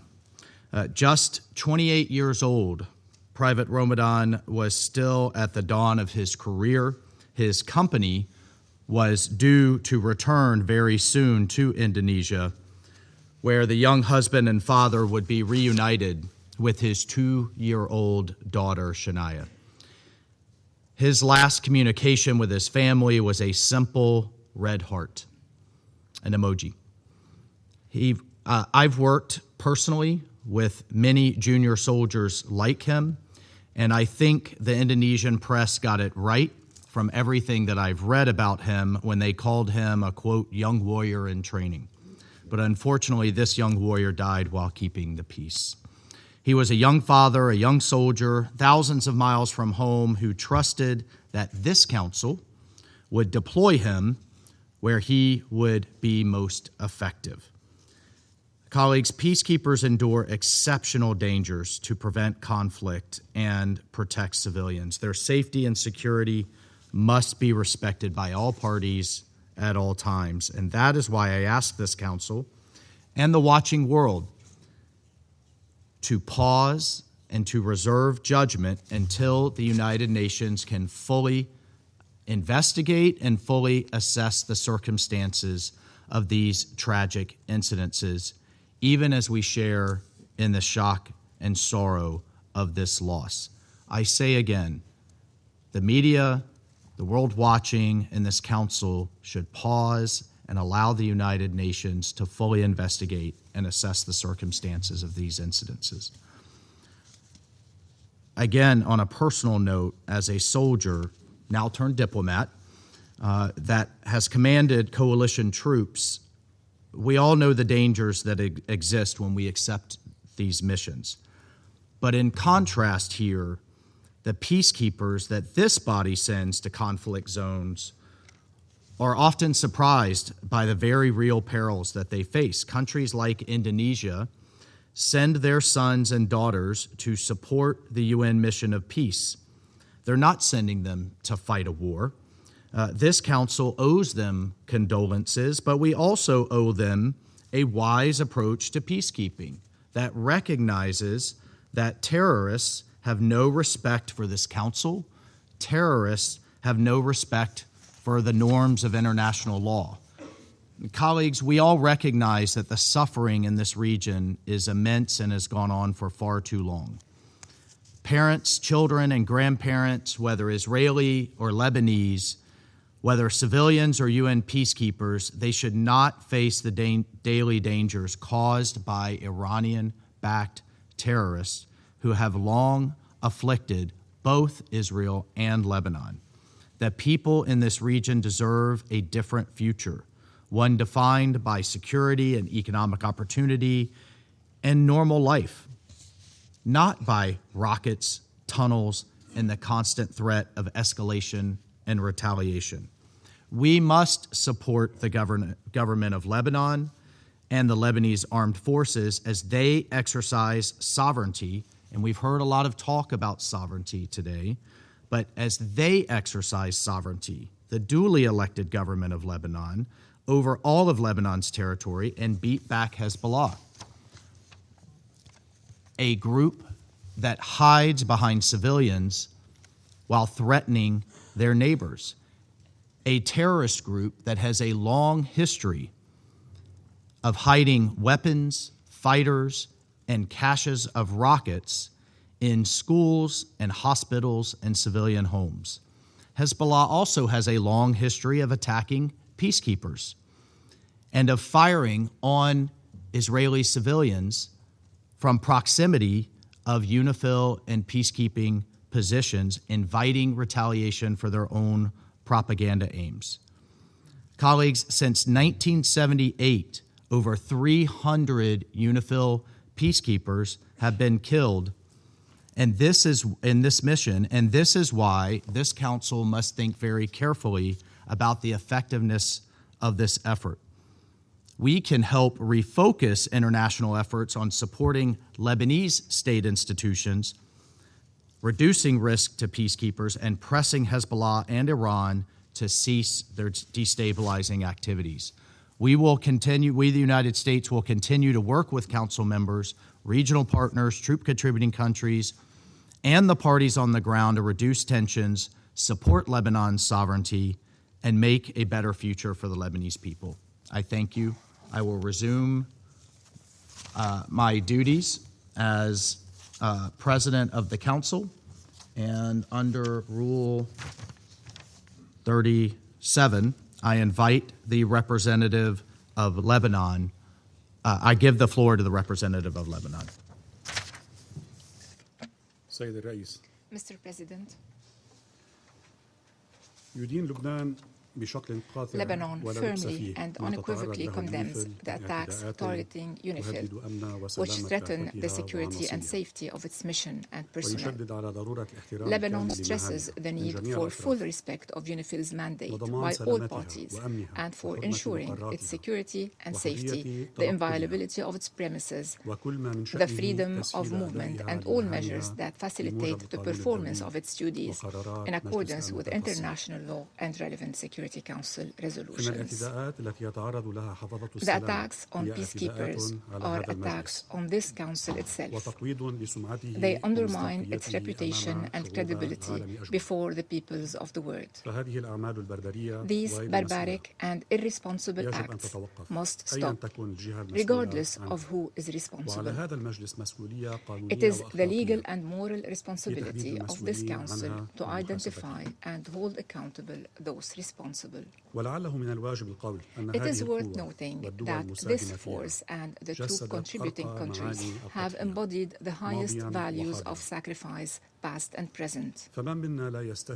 Who among us does not recall Israel's deliberate targeting of UNIFIL's headquarters in Qana in 1996 and its threats and demanding that UNIFIL leaves its area of operations in 2024.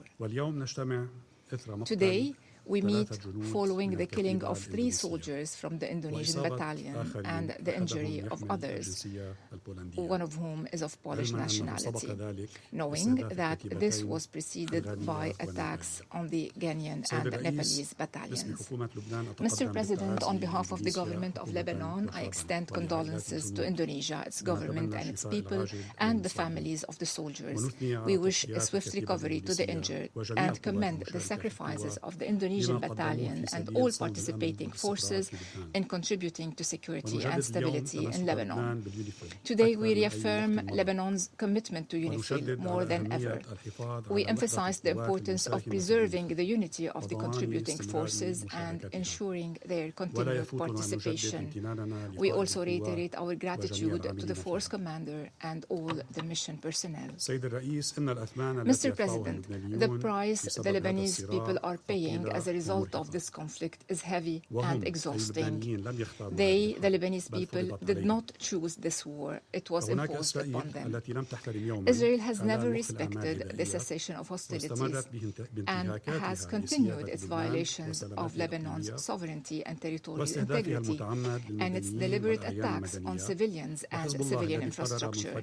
Meanwhile, Hezbollah unilaterally decided to enter into a war at a time when the Lebanese government was open to dialogue that could have led to sustainable political solutions and provided a framework for addressing outstanding issues. Mr. President, the humanitarian catastrophe is escalating amid ongoing Israeli attacks, which to date have killed 1,247 Lebanese and injured 3,680, including children, women, paramedics, relief workers, and journalists, many in direct strikes that constitute a blatant violation of international law, international humanitarian law, and the Geneva Conventions. These attacks have displaced more than 1.2 million Lebanese from their towns and villages in a process of mass forced displacement. Israel continues to flatten towns and villages and to carry out large-scale incursions into Lebanese territory, accompanied by calls for establishing security belts and buffer zones, alongside serious threats to Lebanon's sovereignty and territorial integrity. These actions constitute clear violations of international law, of the UN Charter, and of the jurisprudence of the International Court of Justice. We recall here a letter we sent you yesterday regarding the statements by the Israeli Ministers of Defense and Finance announcing the Israeli army's intention to occupy southern Lebanon up to the Litani River and to consider the river as Israel's new border. We call upon this Council to act immediately and to condemn these statements clearly and explicitly, and to take the necessary measures to compel Israel to halt its incursions and threats to Lebanon's territorial integrity and political independence, to withdraw its forces to internationally recognized borders, and to comply with the UN Charter and relevant international resolutions, including the Resolution 1701 and the cessation of hostilities. Mr. President, in the same vein, we strongly condemn the threats by the Iranian Revolutionary Guard to target American universities in the Middle East, which has forced the American University of Beirut and the Lebanese American University to evacuate their campuses and shift to remote teaching. We call on Iran, which repeatedly calls before this esteemed Council to respect the sovereignty of states and non-interference in their internal affairs. We call on Iran to respect Lebanon's sovereignty and sovereign decisions and to cease interfering in its internal affairs. Mr. President, Lebanon and its people sought to rebuild the state and its institutions and to implement the required reforms. The government had indeed initiated this process alongside with extending the state's authority across the entire country and restricting weapons to legitimate state institutions. Recognizing that nations cannot live in isolation, the government chose to open up to its regional surroundings based on a principled approach that preserves rights and grounded in the belief that sustainable solutions cannot be achieved through force but through peaceful means. In contrast, Israel has continued to undermine the credibility of the government through its ongoing violations and serious threats of occupation and its disregard for the UN Charter, international law, and international humanitarian law. The question that begs to be asked today is, did Israel achieve security after its occupation of Lebanon in 1978? Can security or stability be achieved through military solutions without negotiations? Modern history, Mr. President, and Israel should have learned this as well, modern history has taught us that lasting security and stability and sustainable peace will not be achieved through prolonged wars, protracted conflicts, or occupation. The time has come to draw lessons from the past, once and for all. Only a diplomatic solution can guarantee lasting security and stability and ultimately a just peace.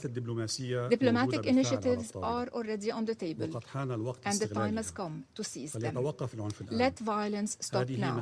This is your responsibility and your duty. Every day that passes in this conflict undermines your credibility and the credibility of the United Nations as a whole. Thank you, President. I thank the representative of Lebanon for his statement. I give the floor to the representative of Israel. Thank you, Mr. President. First, I would like to thank you and your team for presiding over the Council during this month. I would also like to thank USG Lacroix and ASG Chiari for the briefing. Mr. President, Israel extends its deepest condolences to the families and loved ones of the United Nations peacekeepers who lost their lives. We honor their service and recognize the risks they take every day in carrying out their mandate. Regarding the attack that took place yesterday, March 30th, we can confirm today that UNIFIL forces were hit by Hezbollah explosive devices in an incident near Bani Hayan. In addition, the shelling of the UNIFIL position near Adshit al-Qasar on the 29th of March, in which UNIFIL peacekeepers were tragically killed, was carried out by Hezbollah. The IDF did not fire in the close vicinity of the position. The situation is complex. It is changing quickly and it is dangerous. But one thing is very clear. This did not happen in a vacuum. Israel did not choose this conflict. Hezbollah did, when it began firing on our communities, claiming to avenge the death of the Iranian regime's supreme leader. This is taking place in an environment shaped by ongoing Hezbollah attacks against Israel. And you know, it started in the 2nd of March. Hezbollah has carried out coordinated attacks against Israeli civilians acting at the direction of Tehran. More than 5,000 rockets, missiles, and drones have been fired at our people. Many of these attacks have been launched from areas south of the Litani River. You know the consequences. People have to hide, go to shelters. Same communities that had to displace over 18 months are doing it again. These are violations of Resolution 1701 and 1559. Hezbollah is deeply embedded across southern Lebanon. It operates from villages, it launches attacks from civilian areas, it positions itself close to UNIFIL forces. This is not by accident. It's a deliberate strategy. They choose where to put the launchers. Hezbollah embeds weapons, command centers, and launch sites within civilian areas. Let me show you only one example. We have hundreds of examples. This map shows Hezbollah launch sites operating directly next to a UNIFIL position. That's the UNIFIL position in the yellow, and the red dots, the launch site. It shows 4 Hezbollah launches toward Israel on the 9th, 10th, and 11th of March, near Hania, right next to UNIFIL position 510. And we have hundreds of examples where they place the launchers. They put UNIFIL in the line of fire, in the middle. This is not a coincidence. Israel is coordinating closely with UNIFIL to reduce risk. Meanwhile, Hezbollah is exploiting their presence. On the 22nd of March, Israel sent a formal letter to UNIFIL warning. The head of the Northern Command sent that letter directly to UNIFIL, warning that the vicinity of the Janbat area was dangerous. We saw it coming, unfortunately.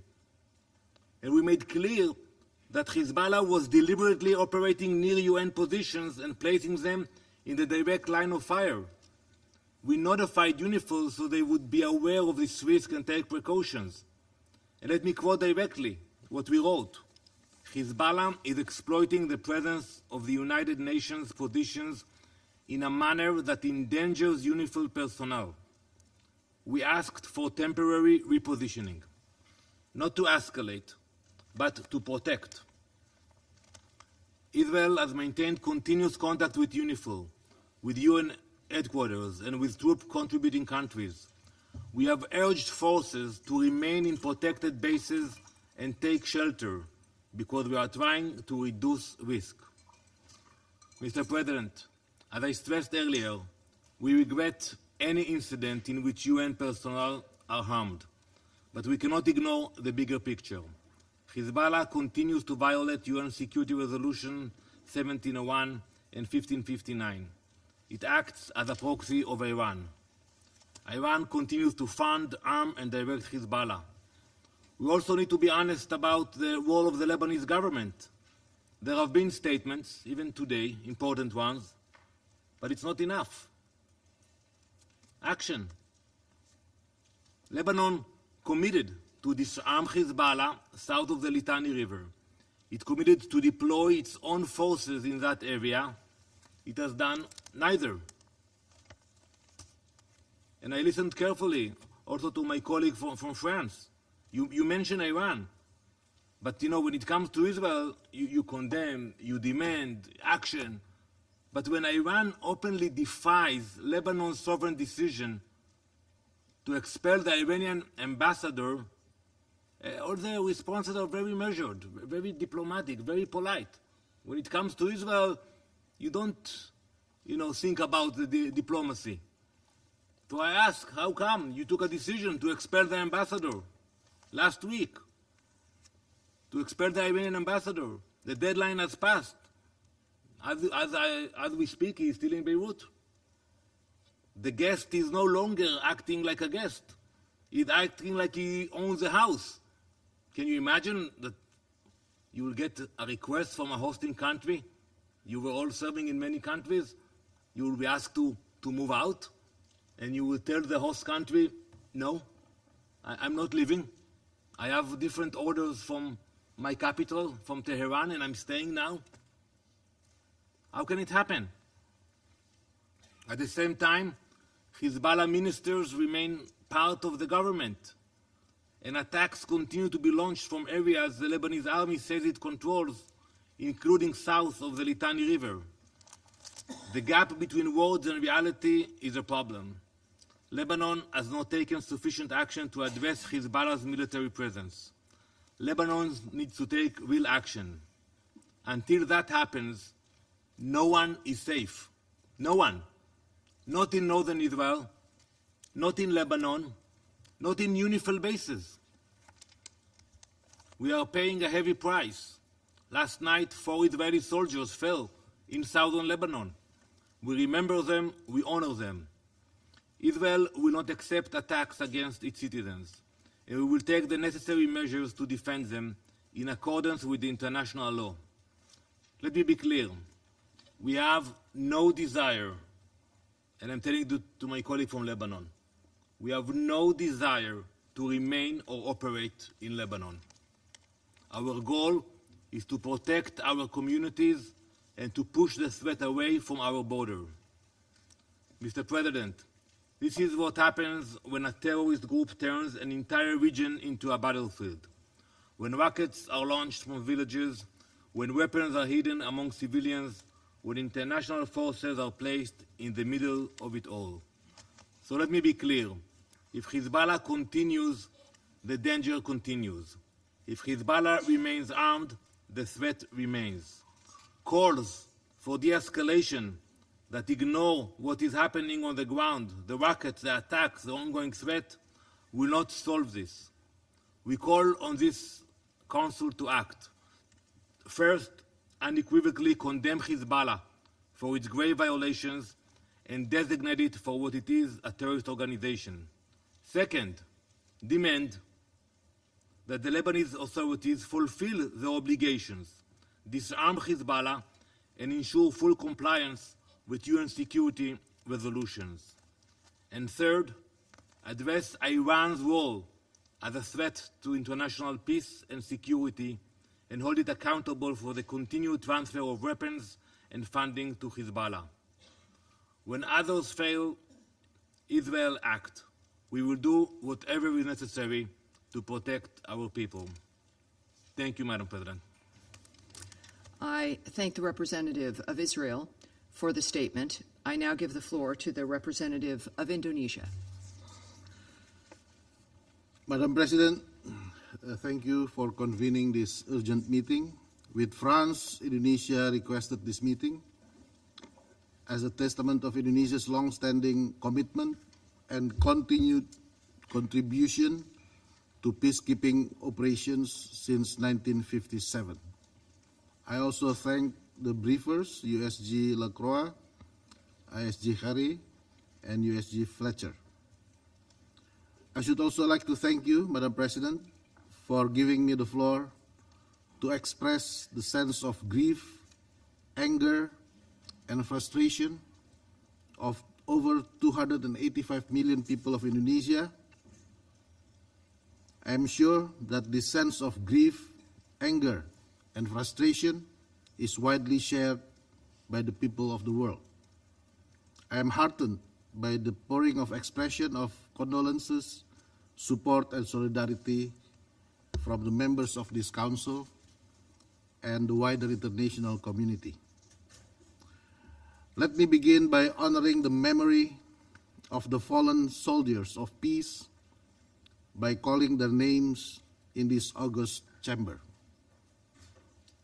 Zulmi Aditya Iskandar, Major, Infantry, 33 years young. Muhammad Nur Ikhwan, First Sergeant, 25 years young. Fahrizal Ramadan, Corporal, 27 years young. Corporal Fahrizal lost his life serving his duty in our post in Ashid al-Quzair. Major Zulmi and First Sergeant Muhammad lost their lives in the attack to their convoy, providing logistical supports in Bani Hayan. We cannot accept these killings of peacekeepers. This is a grave loss to Indonesia. This is also a grave loss to all of us, to the United Nations, to this Council, and to every community that looks to peacekeepers as symbols of hope and peace. Further, the attacks injured 5 other peacekeepers. Captain Sultan Wiryan Maulana, Corporal Rico Pramudia, Corporal Arif Kurniawan, Corporal Bayu Prakoso, Cadet Private Denny Rianto. These peacekeepers fell and wounded while carrying out a mandate entrusted to them by this very council. Indonesia condemns in the strongest terms these heinous attacks against those peacekeepers serving with the UNIFIL on the 29th and 30th of 2026. Indonesia urges all relevant actors to ensure the prompt, safe, and dignified repatriation of the remains of the 3 deceased personnel and request the best possible medical treatment and comprehensive care for the 5 injured peacekeepers to ensure their full and swift recovery. Madam President, some detractors have argued that the fallen soldiers were positioned in a zone of active war. But this framing overlooks a fundamental question: who is responsible for creating and sustaining that zone of active hostilities?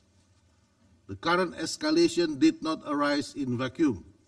It stems from repeated incursions by the Israeli military into the territory of Lebanon. Indonesia strongly condemns Israeli attacks in southern Lebanon, which constitute a serious violation against the sovereignty and territorial integrity of Lebanon.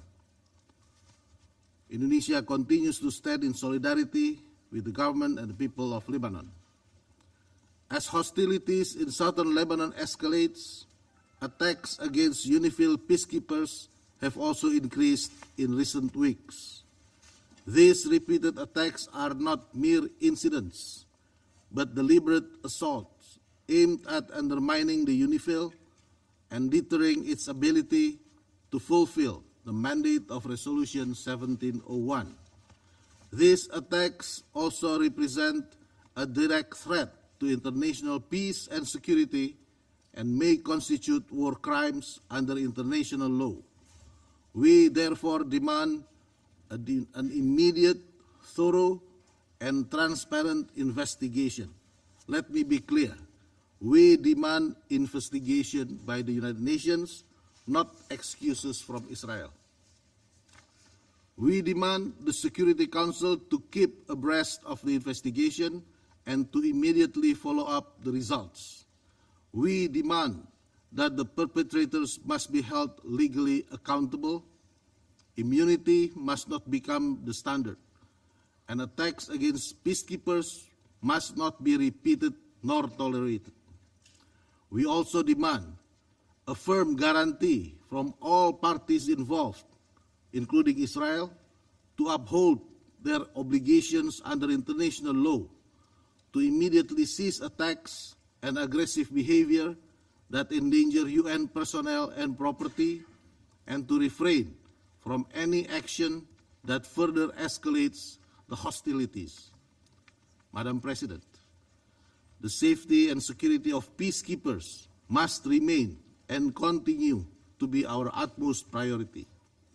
Amid escalating hostilities, the Council and the Secretary General must immediately implement emergency measures to ensure the full protection of UNIFIL personnel and assets. This includes review of security arrangement protocols and activation of contingency and evacuation plans commensurate to the developments on the ground. We must leverage all political and diplomatic means to de-escalate this situation.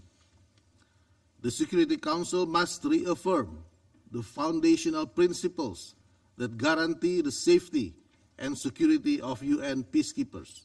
It is imperative for the Council and the wider international community to take immediate and decisive action to protect those who protect peace.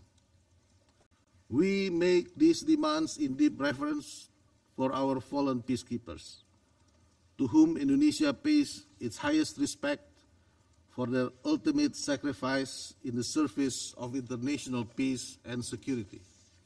To this end, Indonesia remains committed to contribute to the maintenance of peace and security as our constitutional mandated. Now, we demand the Security Council to act and deliver. Today, the Security Council must speak up with a clear, strong, and unified voice to condemn the attacks against peacekeeping personnel.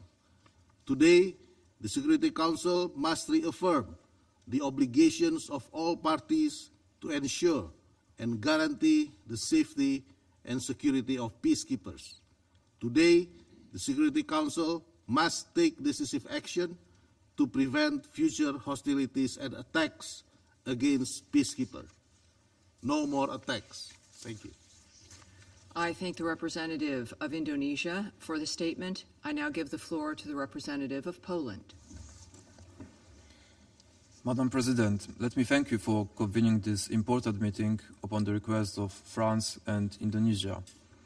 I would also like to thank the briefers for the comprehensive information on the situation on the ground. Madam President, Poland is deeply concerned by the increasing instability in Lebanon, which directly affects the safety of the civilian population as well as the UNIFIL personnel. As the result of recent attacks, 3 Indonesian peacekeepers have lost their lives, while others were injured, including a soldier from the Polish contingent. We extend our deepest condolences to Indonesia and the close ones of the fallen peacekeepers and wish the injured a swift recovery. Poland strongly condemns these incidents. Ensuring safety of peacekeepers must be a top priority for all parties involved. We expect the ongoing investigation to conclusively determine all the circumstances of these tragic developments. Madam President, we wish to point to the increasingly difficult situation of UNIFIL, marked by growing security threats, reduction of the operations capabilities due to the 15% cuts, and the lack of a clear plan for the termination of the mandated activities. These elements create uncertainty regarding UNIFIL's mode of operation in the future. We therefore call for development of clear operational guidelines for the implementation of Resolution 2790, enabling troop contributing countries to align their planning while ensuring both the continued implementation of the mandate and the safety of soldiers remaining in Lebanon. Madam President, in a broader context, we call on all parties to refrain from any actions that would further escalate the situation and to return to the implementation of the ceasefire agreement, which was negotiated by the United States and France in November 2024, and to ensure the full implementation of the provisions of Resolution 9001. We are deeply concerned about the humanitarian situation of the civilian population. In response, Poland has delivered the first batch of humanitarian aid to Lebanon. Additionally, answering humanitarian appeals, we have made voluntary contributions to International Red Cross and Red Crescent movement. Further aid programs are currently being prepared. Madam President, we call on all parties to urgently return to the ceasefire agreement and to fully respect Security Council Resolution 1701. Poland reaffirms its strong support for the mandate of UNIFIL in the southern Lebanon, and we commend the courage, professionalism, and steadfast commitment of UNIFIL peacekeepers in the fulfillment of their mandate. And I thank you. I thank the representative of Poland for the statement. And now the representative of France has asked for the floor to make a further statement. I give them the floor. Merci, Madame la Présidente. Thank you, President. Je serai extrêmement I'll be rapide. very brief. À la suite des propos de Following what notre was said by our colleague israélien, from Israel, je ne me livrerai pas à une I comparaison des won't make a déclarations de la France comparison concernant between Israël et French's l'Iran, tout statements simplement and Iran, parce but qu'il ne me viendrait pas à simply l'esprit because de it comparer never la crossed my nature des mind to relations compare the entre la France nature et Israël of d'une part, la France et France l'Iran and d'autre Israel part. relations and France and Notre Iran seul on the other propos, hand. The only thing we c'est would la have to volonté say du is désescalade, we want to la see volonté que soit de-escalation. respectée We want l'intégrité to territoriale et la territorial souveraineté integrity and du sovereignty Liban par of Lebanon tous, et nous respected by rappelons all. toujours la And we responsabilité would écrasante de always l'Iran recall et du Hezbollah dans le Iran and déclenchement de toutes ces Hezbollah's opérations. responsibility for the start of all of these operations. Thank you. All right. I thank the representative of France for the statement. There are no more names inscribed on the list of speakers. However, before adjourning this meeting, I would like to warmly thank the Secretariat of the Council for all the support they have given us this month.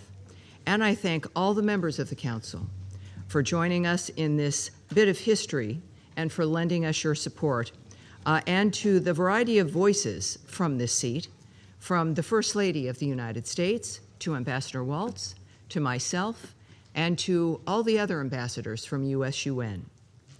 As I gavel the presidency closed, as I speak also on behalf of everyone here at our mission, in wishing the delegation of Bahrain good luck for the month of April, but we know luck favors the prepared, so you're going to do very well. My thanks to everyone from the mission, and have a great day. Thank you, everyone. The meeting is closed.